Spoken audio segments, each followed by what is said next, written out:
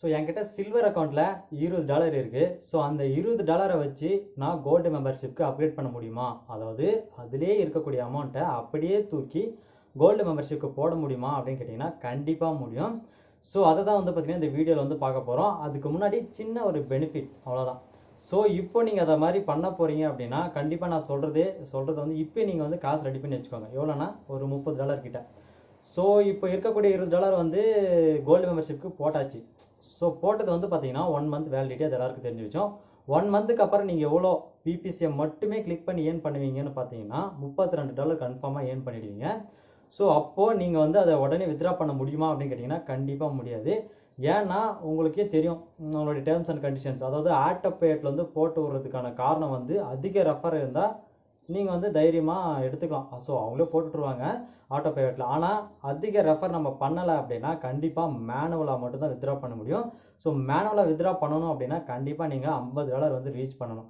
So upgrade பண்ணும் போதே நீங்கள் ஒருவேளை உங்களுடைய ஓன் பிளாகை வச்சுருந்தோ இல்லை உங்களுக்கு தெரிஞ்சவங்களுடைய பிளாகை இருந்துச்சுனாலோ அதில் HTML கோடை யூஸ் பண்ணி எப்படியாச்சும் கஷ்டப்பட்டு யாராச்சும் கிளிக் பண்ணி வச்சு ஏர்ன் பண்ணிங்கன்னா கண்டிப்பாக வித்ட்ரா பண்ணலாம். அப்படி இல்லைனா கண்டிப்பாக நான் சொல்கிறத தான் நீங்கள் வந்து ஃபாலோ பண்ணி ஆகணும். ஏன்னா நானும் அதே தான் ஃபாலோ பண்ணேன். ஏன்னா நான் வந்து சில்வர் மெம்பர்ஷிப்பில் இருந்தெல்லாம் அப்கிரேட் பண்ணலை, என்னுடைய ஓன் மணியை போட்டு ஸ்டார்டிங்லேருந்தே அப்கிரேட் பண்ணேன், அவ்வளோதான். ஸோ இப்போ உங்களுக்கு வந்து பார்த்தீங்கன்னா கிட்டத்தட்ட உங்களுக்கு எவ்வளோ லாபம் இருக்குன்னா $34 கிட்ட லாபம் இருக்கும். ஸோ எப்படின்னா இப்போது நீங்கள் கோல்டு மெம்பர்ஷிப்பில், அதாவது சில்வரில் இருக்கக்கூடிய அமௌண்ட்டை வந்து அப்படியே போட்டுட்டீங்க, அப்கிரேட் பண்ணிட்டீங்க.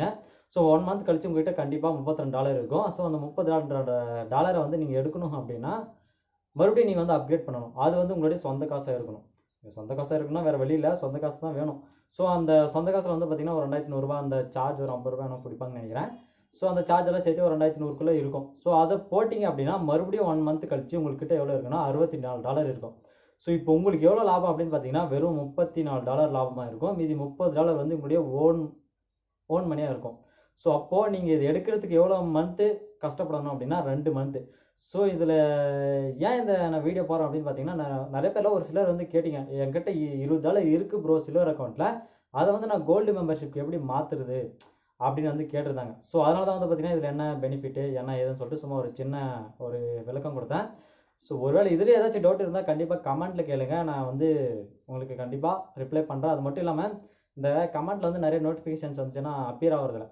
ஸோ நானும் நிறைய பேர்கிட்ட உங்களை காண்டாக்ட் பண்ணணும்னு சொல்லும் போதெல்லாம் நான் வந்து இன்ஸ்டாவில் காண்டாக்ட் பண்ணுங்க அப்படின்னு சொல்லிட்டு எனக்கும் ரொம்ப இதாக இருக்குது. ஸோ நான் டிஸ்கிரிப்ஷனில் வந்து @madme1589 அப்படிங்கிற இன்ஸ்டா ஐடி கொடுக்குறேன்.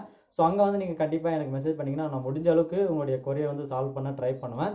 அண்ட் வந்து பார்த்தீங்கன்னா இப்போ எப்படி நம்ம சில்வர் அக்கௌண்ட்டில் இருந்து இல்லை இருக்கக்கூடிய கோல்டு மெம்பர்ஷிப்பில் இருந்தாலுமே கூட சரி, எப்படி அதே அமௌண்ட்டை வச்சு கோல்டு மெம்பர்ஷிப் வந்து அப்கிரேட் பண்ணுறது அப்படிங்கிறத இந்த வீடியோவில் பார்க்க போகிறோம். ஸோ அதை வந்து பார்த்தீங்கன்னா ஸ்க்ரீன் ரெக்கார்டில் தான் பண்ண போகிறேன். ஸோ அந்த வீடியோக்கு போகலாம். ஸோ இப்போது இருக்கக்கூடிய நம்மளுடைய ஸ்டார்க்லிக்ஸ்னுடைய பேலன்ஸை வச்சு எப்படி நம்ம அப்கிரேட் பண்ணுறது, அதாவது நம்மளுடைய வேலிடிட்டி முடிஞ்சிச்சுன்னா எப்படி அப்கிரேட் பண்ணுறதுன்னு தான் இந்த வீடியோவில் பார்க்க போகிறோம்.